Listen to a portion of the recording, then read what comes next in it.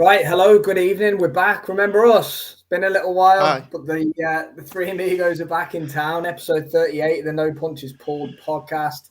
Taylor versus Essuman preview being brought to you on this wonderful Tuesday evening. We hope a few of you are still here that were the regulars. I've no doubt we'll have some good boxing chat throughout the show.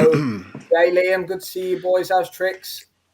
Yeah, good, thanks. Good to be back in our comfort zone of No Punches Pulled. Myself and Liam have sort of muddled along as a twosome, but it's good to be back, man, in a trio. It's exciting times ahead.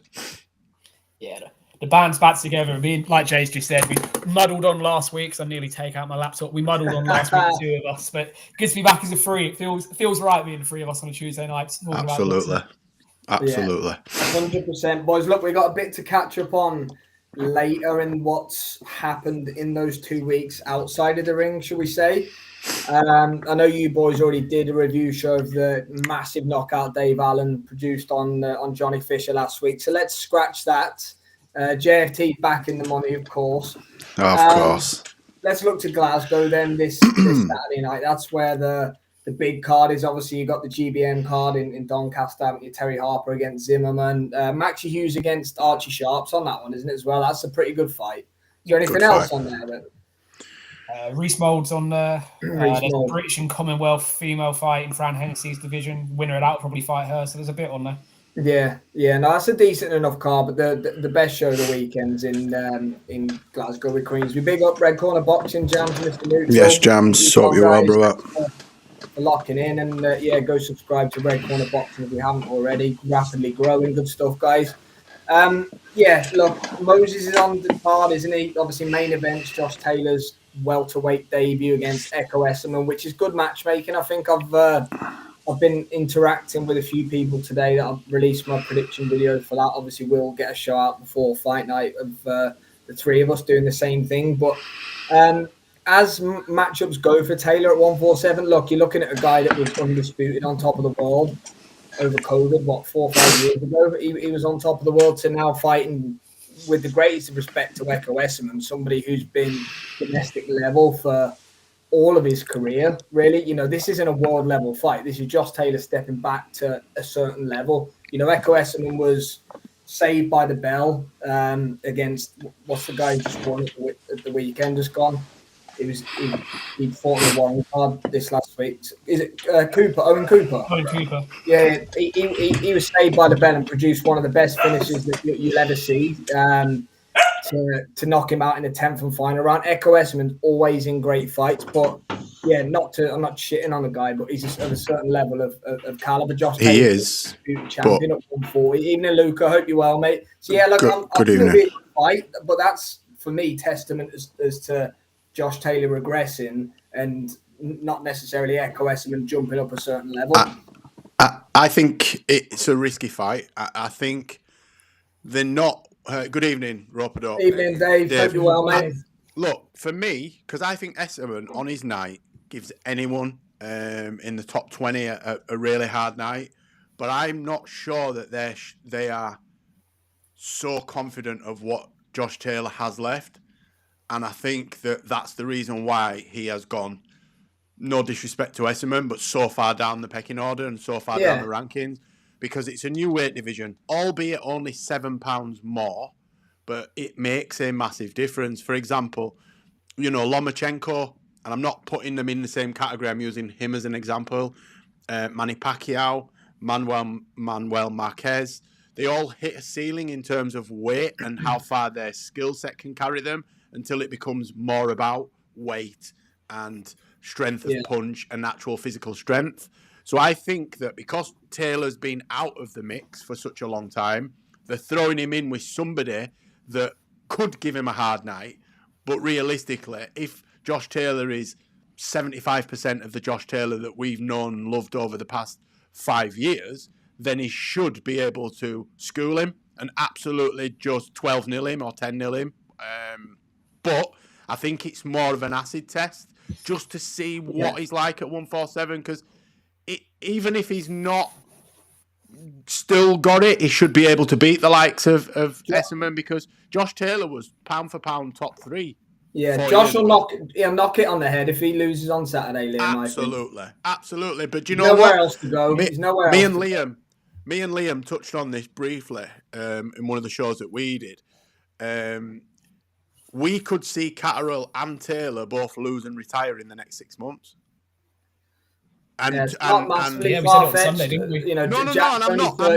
And you know me, I love the shock factor, and I bet on outsiders, and sounded good to go against. No, do you know what I mean? It's a great soundbite, but I'm not saying that for clicks, views, or shock factor. I'm being realistic. When the Catterall fight got made, I said I think there's a good chance he loses this fight, just for the simple fact that Harlem is on his way up. He's improved every performance. Jack has sort of, I wouldn't say laboured in his last fight, but just wasn't the Catterall that we'd seen before. It looks like he's digressing a little bit. Well, that performance didn't age well when Tio schooled Barboza with ease. Absolutely not, because, Tio handled him fairly comfortably. It was. Yeah, it was. Can I just say that, the man that loves boxing, I have to say this because you mentioned Tio. His name, Turkey, is Teofimo Lopez. Did you hear what he called him at the press conference the other night? So they got him on the phone. I forget which they were doing a press conference, and they got Hamza Shiraz, Edgar Belanga. There you go. And they got Teofimo. I'll have to go through my phone, but I can't remember what he called him. But he said, "We're making big fights. We're making Teofimo." He didn't even get it close. He said something. It was closer to Tuivasa than it was to Teofimo. He called him something like Tallulah or something like that, and not as a joke, he hasn't got a clue who he is. Doesn't give a shit. But no, what I'm getting at before I hand over to Liam is, I think that this is potentially, I don't think it'll happen, but it's potentially a disaster for both those camps, because we're looking at the trilogy, aren't we? That's what we're looking at. We're looking towards the trilogy. Yeah, 5v5 or something. We could end up seeing Essuman versus Harlem Eubank for a number 1 contender shot. I don't think we will, but we could. Yeah. What do you reckon, Liam Lucas? And it's not. I don't know if he beats Ben, and I don't know if he beats Eubank either. But again, it's a comment that people would have an opinion on, but I don't think it's that far-fetched. The fact that Essuman could beat either of those guys either. No. Look, I think let's call this for what it is. Josh Taylor is fighting on Saturday night to save his career. Let's call this really, really bluntly and to the point. 4 years ago, last weekend, Josh Taylor became undisputed world champion at 135. Since then, he's had the controversial first fight with Catterall, lost to Tio in New York, lost the second fight to Jack. He's not won since he beat Ramirez, which is, 2021. He's fighting for his career. And Jay's spoken about this being more of an acid test than we thought. I think the fact that they're putting him in Glasgow in front of a home crowd could also backfire on them. This fight for Josh Taylor, in terms of what he's trying to do, would have suited him better as co-main events than Kakachi and Wood in Nottingham 2 weeks ago. The pressure that he's got on his shoulders this weekend inside that Hydro Arena is massive, because the last time those Scottish fans saw him at home, he did a horrendous performance against Catterall the first time round, didn't he? So that could be, and we know, that's the type of crowd that could very quickly turn on Josh Taylor if he's not delivering on Saturday night. Look, Ekow Essuman is a clever piece of matchmaking in the sense that if Josh Taylor's even at 40% of where he was a few years ago, he wins this fight relatively comfortably. But as we've seen with Ekow Essuman, you mentioned the Owen Cooper fight at the start, Sam, mate. Essuman will be in there. It's a 10-rounder. For every one of those 30 minutes, Ekow Essuman will be in there. And if Josh Taylor is even 10% checks out of this game, Ekow Essuman could come and rip up the script on Saturday night. They've not, they've gone far enough down the levels, but perhaps not far enough down in terms of guaranteeing Josh Taylor a win. Ekow Essuman winning on Saturday night is an upset, but it's not as big an upset as it would have been 18, 24 months ago. I agree. I mean, Luke is probably pretty good for this if he still wills Luke. I'd like to know what the actual odds are for the fight. Obviously, Taylor should be a favourite, but Malu Lopez. No. Yeah, I've got it here. He called him Tomalivu. Tomilivo. Didn't even say Lopez. So he thought. So he actually thought, because if you say Teofimo, everybody knows, or Teo, people in boxing know you're on about. So he said it with chest. Tomilivo. Yeah. Said it with chest. Oh, incredible. Is that Lopez Senior's love child? Tomilivo. So what I did is reposted it, copied in Boots Ennis. I copied them all into it. I actually said, who's Tomilivo? Because apparently he's set up to fight Jaron Ennis. And if that falls through, maybe he could fight Teo. I think, doesn't give a shit, does it? Big up Salvador. Thanks for joining us, as always, my friend. Look, that's out there as well. I'm kind of in that camp, I think. If Taylor should have moved up ages ago. There you go, Liam. Sorry, then you can chime in. 1.28 for Taylor, 3.75 for Ekow. Thanks, Luca. And this is the thing. I mean, me and Jay briefly touched on the Jack Catterall Harlem Eubank fight being made on our show on Sunday, and I think it's a good segue to make, because if you said 12 months ago that Josh Taylor would fight Ekow Essuman and Jack Catterall would fight Harlem Eubank, no one would have believed you, if that makes sense, because the trajectories both these two lads were on at the time was nowhere near the level of their next two opponents. But now we're in a position where their trilogy fight, if they both lose their next two fights, Josh and Jack, could be literally their only option left. Yeah. If Josh Taylor loses on Saturday, his only fight is Jack Catterall 3 because the score's 1. I think he'll Jack. Nah, I don't even think we'll see that. Josh Taylor seems the kind of guy to me. We know he's got this brash, arrogant, comes off as a bit obnoxious. I've interacted with him loads. He's not like that when the lights are off. He just gets into boxing mode. I think within himself, if he loses to Essuman, I think he'll just Jack there and then. He ain't going to beat Catterall if he can't beat Absolutely Essuman. not. And I'm not saying that as if Jack Catterall's some... No, but he won't want to take the risk, will he, of getting beat again, especially by somebody who, like Jack. Yeah, Jack beat him not easily. It was a good fight. The rematch, convincingly. Convincingly, wasn't it? Yeah, I agree with that, Luke. I think that's a fair shout as well on the UD. I think if Taylor wins, it'll be a comprehensive UD. I think the only other thing in play for me is Ekow stopping him. I think Taylor will win. How does he hold a shot at 147? I know again. Exactly. Hi, Pat. Hope you're well, my friend. Thanks for joining us as always. Yes, brother. How we doing? I think the thing the thing to say here, and we've seen it with this gym recently, Joe McNally just had Liam Smith, who'd had a long time out in the ring. He'd made a few changes, and we hoped we'd have something left against Aaron McKenna, and we didn't quite see it. Aaron McKenna's, put his name on everyone's lips with that performance on the Eubank and Ben card. You do wonder if we're going to see something similar on Saturday, and that's no slight on McNally at all, but you just wonder if he's at the stage at the moment with his gym where his fighters seem to be moving on. He's got a high turnover of fighters. Is Josh Taylor the next one of those? Well, Taylor hasn't won a fight since joining that gym, has he? He lost to Teo, then he lost to Catterall too. Is that right? Yeah, because he decided to leave. He left Ben Davidson after becoming undisputed, he left Ben Davidson after the first Jack Catterall fight, didn't he? When there was so much noise around the corner. 1 second. Shut up! The corner instructions not being right that night, etc., etc. That could be aimed at me as well, mate. I'm probably talking about that. He's made that move, hasn't he, to Liverpool, and it just hasn't. I don't know. It's just not seemed to work, has it? We've seen 2 very lackluster Josh Taylor performances since the move, haven't we? Yeah, and I think people are always quick to judge when a fighter loses, and they ordinarily change up the camps. I think Josh Taylor's looked worse since he left Ben Davison. I think it suited him. I think was he not with McGuigan at one point? Yes, he started his career with McGuigan. Yeah, I was going to say he looked worse with Davison than he did McGuigan. Than he did with McGuigan. But I think he looked better with Davison than he's looked in his last 2 performances, and obviously they haven't been good. So I think Taylor should win by UD, but I'm not saying that with chest. I can't, because I don't know what Taylor's going to turn up. What's he got left? We don't know what... I mean, he could turn up and blitz him out of there in 4 or 5 rounds. But on the flip side of that, he could labour to a points win, he could 12-0 him, or he could get knocked out, because we don't know what Taylor's going to turn up. And Essuman will have the fight of his life. This is his world title shot. He's fighting a I former will. Here we undisputed bang pound up for for pound it. great.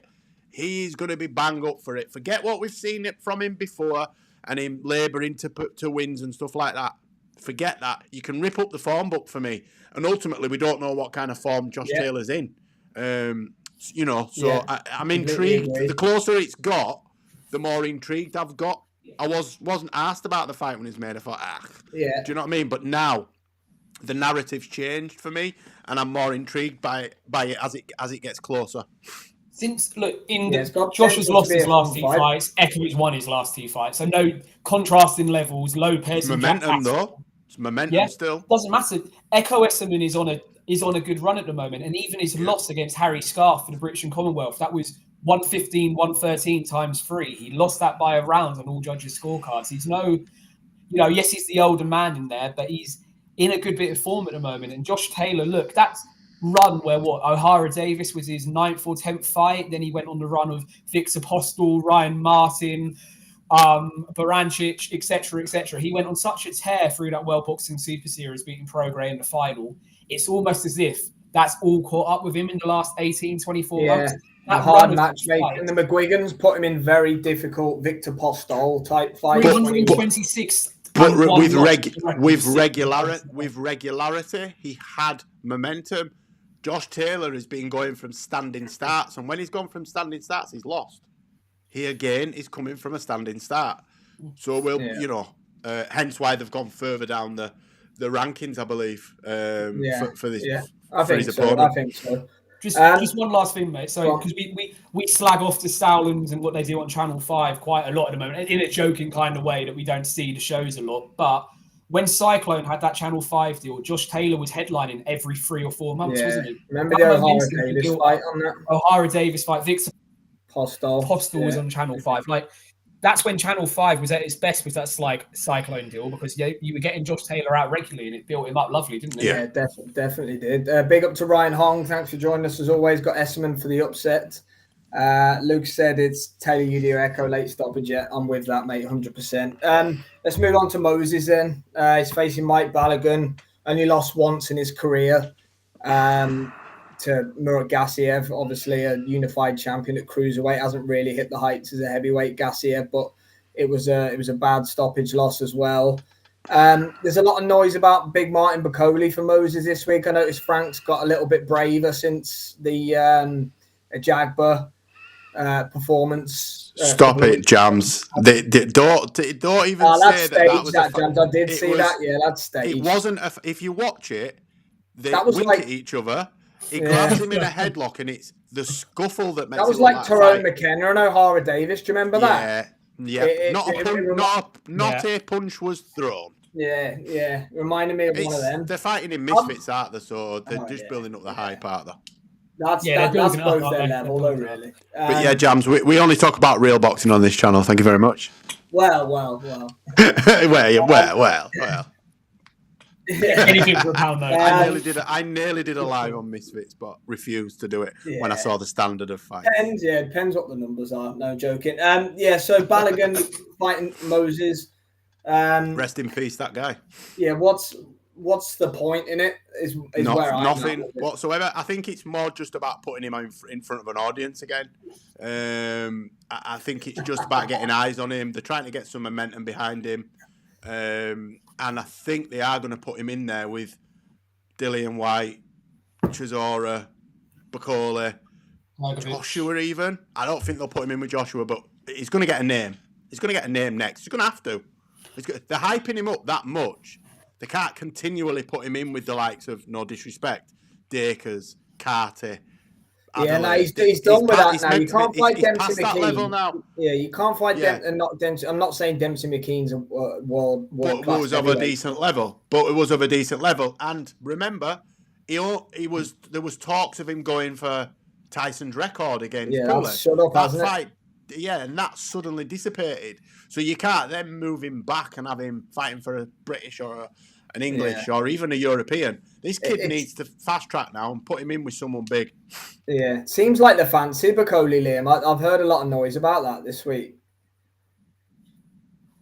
I think any heavyweight fancies Bekoli based off of what All we've it seen takes so is far this Martin to year. actually turn up in shape, and he Be careful. Problem. Yeah, be careful what you wish careful for. what you No, wish because one of these days he'll turn up in shape. Well, like he'll get. against I think Anderson. eventually he'll get pissed off with all the negative connotations, and he'll motivate himself, and he'll think, do you know what? I'll show you. Yeah. I hope so. And if he turns up, so. mate, he's putting someone to sleep. Yeah, he is. Love it, Jams. Well, no, Deontay Wilder's going to sleep. He don't beat Moses. thing, He's shit, mate. Wilder's shit. The Moses thing. They haven't beat, you know, the Moses name thing a world-class is fighter that he's beat that was within their prime. You can't. It's impossible. They haven't beat any world-class fighter in the prime. Audley Harrison. Mate, I was ringside for that. Please, stop it. Yeah. Stop it. His best win was Luis Ortiz. Who was 70 or 76 years old at the time. Yeah. But that is his best win. But yeah. But go on then.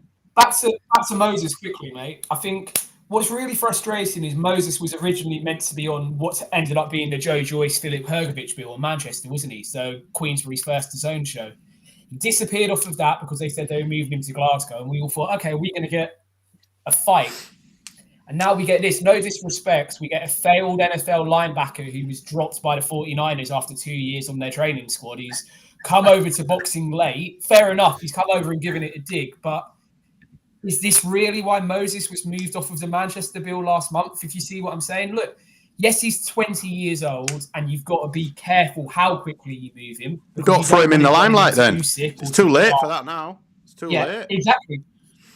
But they've shafted it by going from Marius Wack into Dempsey McKean, who, like we said, is no world beater, but he's been in an IBF final eliminator. That's a big enough name. You can't now go down. After this fight from Moses, we need to see him in with the likes of Okoli, White, you know, maybe even a Filip Hrgovic, someone like that. We can't afford to see another B-standard American or Eastern European coming over. It Fans needs are to not be that bad. next step. I agree. I agree. Keep Moses away still from Dubois and Usyk for the time being. But you've made the step now. You've made the big play. There was all the talk, like we've already said, about him going for Tyson's record against Pulev, which is now past because he's 20 years old now. So that can't happen. It's just, you don't want to get frustrated because everything we've seen from Moses Atalma is outstanding. But until he's in there with someone that's going to throw punches, he needs to be checked. His jaw needs to be checked. There's no doubt about that. It needs to happen this year, mate. This fight, I hope this fight goes quickly on Saturday, and then I hope Frank Warren says we're putting him on the undercard of Usyk Dubois at Wembley, and that's when we see him in with Hrgovic or White or someone who's got something about him. Not for me, Jam, to look at what Otto Wallin did against Chisora. I don't hate the Dave Allen fight, because Allen will give him an honest test. Moses will beat him. But, like, if Dave turns up in shape like he did against Fisher, he'll give him... Fuck off! Dave's never turned up in shape. You tried, bless you. God bless you, Sam. He's never turned up in shape for every 30 You said that with straight face as well. You know what? I know what you mean, though. I know what you mean. No. All jokes aside, though, about Dave being in shape or not. I'm in shape, too. Yeah, well... His shape... Oh, cheers, pal. Wow. Shit, man. You know that Misfits fight mornings? We might Dave's shape is more mental than physical. If he's in the fight mentally, then he's zoned in. Then he's an honest day's work. If he's not, then you'll get a Fraser Clark out of him. Yes. I do think Dave. I'd rather see Dave Allen get the Moses shot than Otto Wallin, because Otto had that night against Tyson Fury, but everything he's done other than that, he's lived his career. Otto Wallin's career is built off a loss. Coulda, woulda, shoulda. Oh, that cut would have been stopped anywhere else, etc. That's his. I don't want to see that fight. I do not want to see that fight. I would absolutely. I'd even someone like Charles Martin. I know he's shy, and I know he'll run through him, but he's a name. He's a former world champion. So now we need to get him in there. Warren's talking madness. He's training with Ronnie Davis, is he, Pat, in Texas? Sorry, Addy. Ronnie Shields. He's calling Eubanks. Ronnie Shields. He called Ronnie Davis Ronnie Shields, didn't he? Bless him. Yeah, as soon as I said that, I went back to and then he got pulled off the card. Bless him. he wasn't anywhere near any of the fight week presses or anything. And I do actually No, think it was for that, because I mate, was a listening to a pod was of that. and they asked him why. Yeah, well, they asked him why, and he said, "I don't know." He said, "They just told me I'm not working." So he did. I think he did TalkSport. It's quite It's funny, isn't it? That happened, and then, like you say, he'll murder Michael Hunter. Michael Hunter's a lazy cruiserweight. He'll murder him. Swedish Soldators. Tell you what, that's a fight, Luca. Also, Wallin against Soldators. Hang on a minute, Luca. Don't let me reveal that message you sent me the other week. Sent me a message the other week saying, "I've just watched an interview with Soldators. He actually seems a really nice bloke. I feel terrible." Now he's back. Now he's back. Now he's back slagging him off. Swedish Soldators. We love you, Sol. We love you, Sol. Yeah, look. Either way, he shouldn't be fighting Balogun, and he should have if the fight Piccoli, I'll be like, do you know what? Fair play, because Billy and Piccoli would take that fight in a heartbeat, I think. Yeah. On this from Jams, let's see what Michael Hunter does in his fight in 5 weeks. He's not fighting Lovejoy. So inactive. If he looks good in 5 weeks, yeah. Is that? Do you know? I know. He was scheduled to fight Lovejoy recently. I was scheduled to fight Lovejoy. Oh, you're in shape though, mate. Remember? For Lovejoy, I am fat, useless knobhead. He started giving me. I'd love the Torres fight, Jams, but that ain't happening. They're not yet. What about Huey Fury? That's a great fight in a few years. That is. What about Huey Fury? Just stink the joint out though. I just think it was. I think that's more like. I think Huey Fury is more likely for Dave Allen. Yeah, that'll be a terrible night as well. It'd be a terrible fight. But I don't think they'll do it. I don't think the money's enough, because the mates out there. I mean, I know the Furies have got a bit of a divide, and he's on the other side, but he's still friends with them all. He's got a really good relationship with Peter. I don't think they'd do that unless it were for massive money, and it's not going to draw massive money. It's not a big enough fight. Allen versus Huey. Yeah. But this is the thing. There's so many between us three here and then everyone in the chat. We come up with 7 or 8 opponents for Moses that would be better than what we're getting on Saturday night. And yeah, look, Frank's made the big play to put him into the limelight like he did it last year. We can't now put the stabilizers back on and have him going back to treading water. The next fight needs to be either a decent domestic matchup or someone like a Filip Hrgovic or of that ilk on the fringes of world level. I say Piccoli, like we said, be careful what you wish for, because Piccoli's getting slagged off left, right, and centre. He's lost his last 2. Does Frank really want Moses to be the one that Piccoli takes all his anger out on? Because that could I think that's a tough fight for Moses, irrespective of anything. Another 18 months, possibly. But right now, it should be wrong. Yeah, that would be the best prize fight you've ever seen, Luca. Put a glass eye to sleep. What about 10 versus Big Baby Miller? Yeah, look, he's another good one again. Like, there's so many good fights out there for Moses, but yeah, look, Gerald Miller. I humble apple crumble. I hope you are, my friend. Boys, I want to cover a few more things before we wrap up. Obviously, referred to the GBM card earlier. There's a very good fight happening in Japan for the IBF featherweight championship between Angelo Leo, who's making his first defense after he knocked out Luis Alberto Lopez in what was one of the KOs of the year last year. That was a sickening shot. Yeah. He's facing Tomoki Kameda. Now, you'll remember years ago that he fought Jamie McDonald twice. Kameda, I'm pretty sure McDonald beat him twice as well, but he's somebody who's familiar to us over here because he's fought Jamie McDonald. I actually think he's fought Ray Vargas and a couple of others as well. Kameda, so he's a good fighter. I think that'll be a good fight. I think that'll be on the early hours of Saturday morning over here. I'm not sure. I think it's an ESPN, so it might be on Sky. Haven't seen a broadcaster for it, mate. I'm just having a quick look now. Because I'm sure Leo's with Top Rank. Leo is with Top Rank. But after, that Leo's stoppage last year was what was the finish of the year. I think all 3 of us sent it into our chat at the same time when we saw it, when it came through. It was during the summer, wasn't it? Yeah. I think, going over to Japan for your first defense is always risky, especially when you're taking on a home fighter. But Leo's shown that he's not phased about who he fights. He's only knows one way to fight. Potential mid-ball unification down the line as well. Look, with the relationship Queensbury and Top Rank have, I think that's the next fight that's going to be made. I think if Leo comes through this, it could be next for Nick Ball. Nick Ball's already had a fight this year, so no reason why we're not seeing that back end of the summer at the Ekow or the M&S. Yes, definitely. Right, I'll open it to the floor. Any boxing news or fights that have been announced that anyone wants to talk about? I know we kind of touched on it anyway. Jack Catterall against Harlem Eubank. I know that was added for July 5th. I know since we've last been up, we've had this Pacquiao Barrios circus that's been announced. Nonsense. There's nothing on the Dubois Usyk undercard yet, is there, for July 19th? Yes. Week, who did I see today that?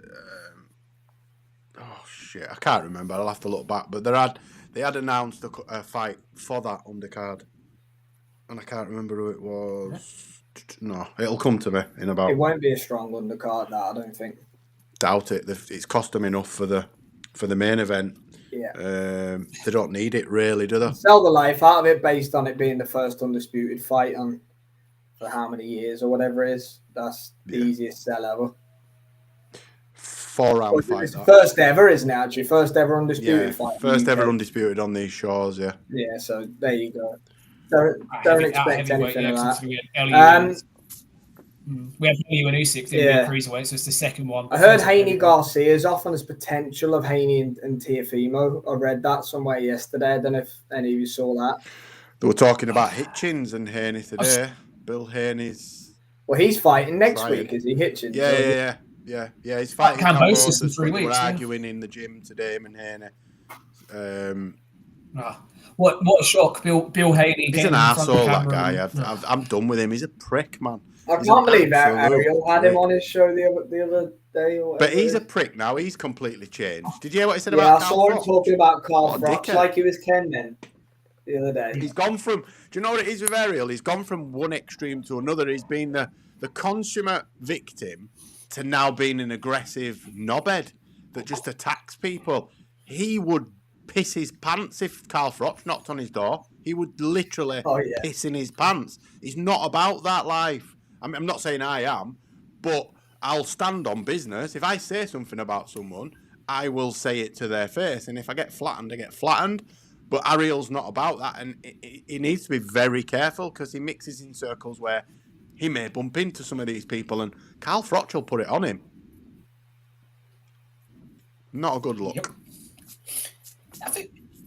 I think, and just going back to the whole Devin Haney Garcia fight being off. If it is off, then it should be Rolly Romero getting a shot against Haney. You've beaten Ryan Garcia. You should step into that position. None of this cherry pick nonsense. It's that the ramifications of that Times Square card is strange. It's killed the vibe. The Times Square card. I agree. Ryan Garner against Bellotti is going to be a good fight. Looking forward to that. Really looking forward to that fight. Mate, July is going to be some month. Charlie Edwards is going back down to Superfly. Yeah, he looked outsized, didn't he? Against Kane last time out. Yeah, he's going back down to Superfly. And what about the fact TKO and Dana are on? That's a fair point actually. About that lasted long. There you go, Luca. He is giving it the big one. Yeah. So what's the deal then? It's a Seller Riyadh season event. Canelo Crawford. They've moved it from Friday to the Saturday, so it's clashing with the UFC event. And Dana's now. So is it going to be a Queensbury event then? If it's Riyadh season, I've got no idea. Anybody knows? It's gone from being at Allegiant Stadium on the Friday night, Dana and TKO probably on Netflix, to Turkey saying it's going to be a pay-per-view. So there you go. It's going to be DAZN and whatever. DAZN again on, and he said there's sites across Los Angeles, New York, and Vegas being considered. So, well, it can't be Allegiant Stadium because the Raiders are playing on the Saturday, so it won't be. It won't be there. So it's just a mess, mate, isn't it? I mean, Dana's gone from being front and center of this to now he's going to miss it because of the UFC. And what's but the stupidest thing is the UFC schedule's done 6 months in advance. So when they did the big reveal in the press conference, Dana's known all along. There was a picture with Dana in between the two of them. Yeah. Like there was a bullshit. All marketing. It's all marketing, mate. The ESPN like this TKO thing's not getting off the ground, is it? Nah. I think they've tried. They've tested paradise the water already, isn't they? Well, I just think they tested the water and they've seen that it didn't get as much traction as they expected it to, and they thought, bit of a damp squib. Why don't we just fuck it? We won't do it. and they've made some nonsense up about card clashes. But we all know that ESPN need their cards 6 months in advance for the UFC. Or their cards have always been 6 months in advance, if not longer. Sometimes the mains or some of the cards are not, but the numbered cards, they know exactly when they are and where they are, and they sprinkle bits in between and on them cards. Complete nonsense. Yeah, Pat's right, actually. Yeah, Matchroom did the Times Square thing, didn't they? So, yeah, he could be right. Anything in Saudi's definitely Queensbury Riyadh season, but outside it could be Matchroom then. So, okay, that makes... Yeah. But look, either way, you know, as long as we see the fight, obviously, but... yeah, it looks like there's a bit of trouble going on with TKO and Turkey. But yeah, I think we'll knock it on the head there for tonight then, boys. Good little return to no punches. Back with a bang, boys. Yeah, thanks to Jane Liam, of course, as always. Pat, Pleasure. Honey Apple Crumble. Where else are we? Ryan Hong was there. Salvador, thanks for joining us, Salvador. David Roper Open. Anyone else I've missed? I do apologise. We'll give our predictions a bit later in the week, and we'll be back for the watch alongs this Saturday night. We'll do maybe even Friday. We'll see. Friday, yeah. About GBM. If we can find out, Liam, if that Japan card's on Sky or not, I'll definitely do Leo against Kameda, because that's going to be a good world title fight. Very good fight. Yeah. Back on the wagon. Thanks to everybody who's tuned in, the regulars. Anyone for the first time, if you can drop a like on the video and a subscribe, that would be great. Cheers, Pat. Thank you, Mitch. Hope you're well. Pat. Thanks for locking in. Yes, brother. And yeah, we'll see you.